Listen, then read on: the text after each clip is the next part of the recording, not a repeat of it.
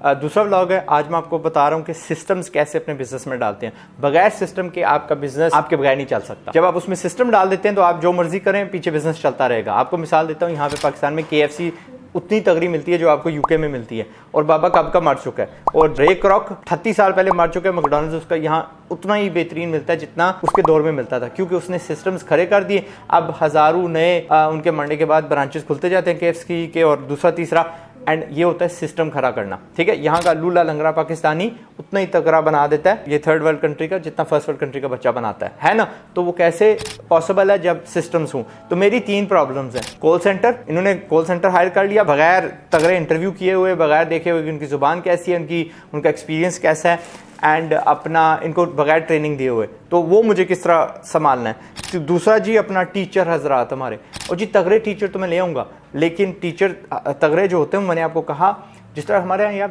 जब रेस्टोरेंट खोलने जाते हैं तो क्या होता है जी, तगड़ा शेफ होना चाहिए। अब KFC में तगड़े शेफ हैं नहीं, आम से बच्चे को लेते हैं, ट्रेनिंग देते हैं थोड़ी, और वो आला चीज़ बनाने लग पड़ता है। तो मैं तगड़े टीचर्स नहीं ला सकता, महंगे होते हैं, उनके नखरे होते हैं, मिलते कोई नहीं है।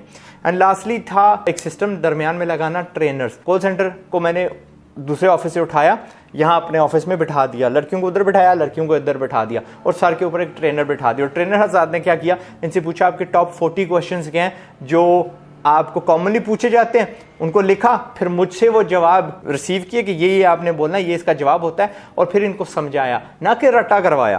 भाई रट्टा करना नहीं है, मशीनें नहीं आप। एंड देन फिर जितनी भी सेल्स कॉल की ट्रेनिंग होती है वो इनको हमने दी है। तो आइंदा जब भी कोई नया हायर आएगा, ये बच्चे खुद उसको ट्रेन कर पाएंगे, एंड प्लस उन्हीं के दरमियान में एक ट्रेनर बैठा हुआ, वो पक्का उनके साथ बैठा हुआ है। तो एक ट्रेनर फॉर कॉल सेंटर वो मैंने लगा दिया। फिर जी रिसेप्शनिस्ट, अगेन सेम मामला है, कोई ट्रेनिंग नहीं हुई थी, एम ही बच्चे को उठाया, इंटरव्यू किया, बिठा दिया। अब मैं दिखाता हूँ आपको ट्रेनर हजरात जो ट्रेन हो रहे हैं।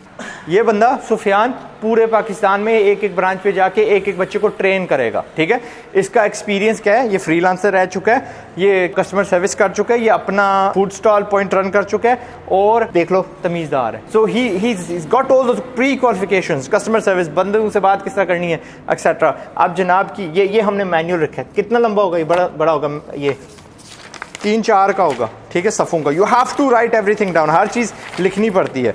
तो 1 2 3 4 5 6 सफ़ों का ये मैनुअल है, उस पे ये ट्रेन हो रहा है। अब ये ट्रेन होके जब जाएगा वहाँ पे हर एक ब्रांच पे, तो एक एक बंदे को वहाँ पे ट्रेन करेगा। और हम अब बगैर हायरिंग के ट्रेनिंग नहीं करेंगे, बगैर ट्रेनिंग की हायरिंग नहीं करेंगे, क्योंकि अब मैंने मामला संभाल लिया। यहाँ पे आपको बता दूं कि जो रिसेप्शनिस्ट आते हैं उनकी ट्रेनिंग में क्या क्या शामिल है। एक तो वो सारे सवाल तो हो गए जो कॉमनली पूछे जाएंगे। दरमियान में they will get a crash course on video editing, क्योंकि उनको वीडियो एडिटिंग की क्लासें बेचनी है। They will get a crash course on programming, a crash course on graphic design, a crash course on digital marketing. हर जो course हम सिखा रहे हैं उसकी वो एक दिन की क्रैश कोर्स करेंगे, ताकि उनको समझ लग जाए कि अगले को मैं कौन सा स्किल बेच रहा हूँ या कौन सा स्किल समझा रहा हूँ, और उसको जब मैं कह रहा हूँ कि ये फ़ायदा होता है तो किस तरह होता है, तो उनकी समझ बढ़ाने के लिए ये हमने स्टेप बीच में डाल दिया। एंड लास्टली ट्रेनर्स रखने हैं आपने। मैंने ये ट्रेनर ये रखे हुए हैं जनाब, ये ट्रेनिंग कर रहे हैं, उधर मुदस्सर रखे हुए हैं to train the call centres. उनका कॉल सेंटर पे काम है, इनका रिसेप्शनिस्ट का काम है। तो अब फिर टीचर्स नहीं अच्छे मिलते, और ये भी मसला है कि अगर मिल जाते हैं तो महंगे हैं, उनके नखरे हैं, एक्सेट्रा। तो आप क्या करते हैं, आप एक सिलेबस तगड़ा बना देते हैं। आप सिलेबस जो है day by day break down करते हैं। हमारा ये नहीं है कि भाई ये आपने उनको 30 दिनों में सिखाना है, 2 महीने में सिखाना है। आपने डे बाय डे, पहले दिन आपने ये सिखाना है, दूसरे दिन आपने ये सिखाना है। इस तरह करके ब्रेक डाउन जब आप उस्ताद को देते हैं तो उस्ताद फिर दाएं बाएं नहीं हो सकता। ठीक है, he will be held accountable.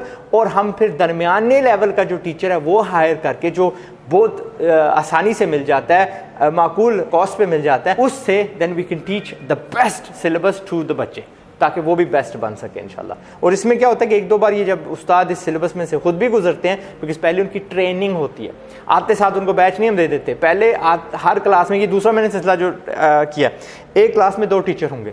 ये फर्ज करिए क्लास है, एक फ्रंट पे होगा टीच कर रहा, और एक बैक पे होगा बच्चों को सपोर्ट कर रहा कि इस टीचर को रोका नहीं जाए।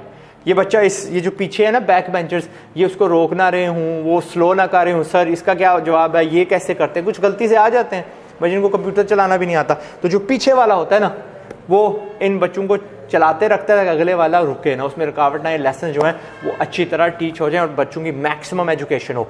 तो ये सारे सिस्टम्स हैं जो मैं बीच में डाल रहा हूँ। एंड आप अपने बिजनेस में देखें कि कहाँ मेरा एक सिस्टम लग सकता है, ठीक है, सिमिलर टू दिस, और फिर लगाएं।